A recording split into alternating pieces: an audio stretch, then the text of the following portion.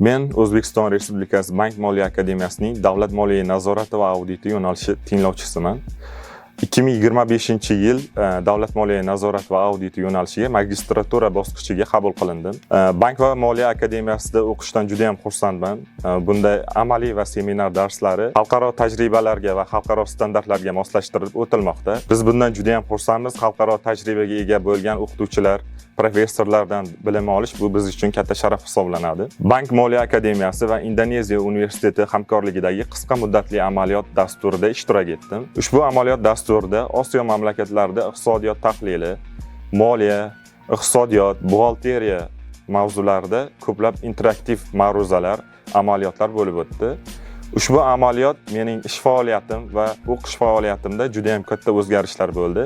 Xorijiy tajribani o'rganish uchun katta imkoniyat bo'ldi deb ayta olaman. Biz nafaqat dars mashg'ulotlari bilan cheklanib qolmadik, balki Indoneziyaning madaniyati, ma'rifati va dunyoqarashini keng o'rgandik.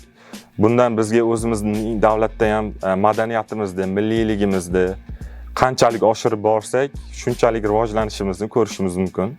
Indoneziyaga keladigan bo'lsak, Osiyo mamlakatlarida o'zining yuksak o'rniga ega davlat hisoblanadi.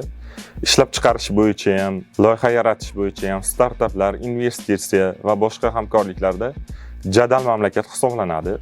Ushbu qisqa muddatli amaliyot dasturida biz Indoneziyaning Semesko markazida ishlab chiqarishi, kichik biznes va o'rta biznes ishlab chiqarishi bilan tanishdik.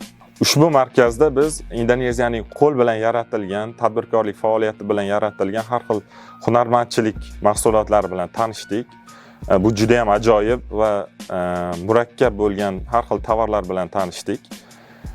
Biz bundan juda ham xursandmiz. Boshqa bir xorijiy davlatning, mintaqaning, boshqa bir rivojlangan davlatning xalq hunarmandchiligi, tadbirkorligi bilan tanishish imkoniyati biz uchun bu katta zafar hisoblanadi. Men uchun Bank moliya akademiyasida tahsil olish ko'plab imkoniyatlar eshigini ochdi.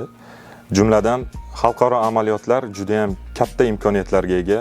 Misol uchun men may oylarida Turkiya Respublikasida Markaziy bankida amaliyot o'tadim. Hozirda Indoneziyaning Indoneziya xalqaro universitetida amaliyot o'tadim. Bu bizlar uchun katta imkoniyatlar eshigini ochdi deb baralla ayta olaman. Shu bois hozirda imkoniyati bo'lgan, xohishi bo'lgan Bank moliya akademiyasida tahsil olishni xohlaydigan barcha yoshlarga, magistratura va undan keyingi bo'lgan ilmiy darajalarni olmoqchi bo'lgan barcha yoshlarga akademiyada o'qishlarini tavsiya berib qolaman.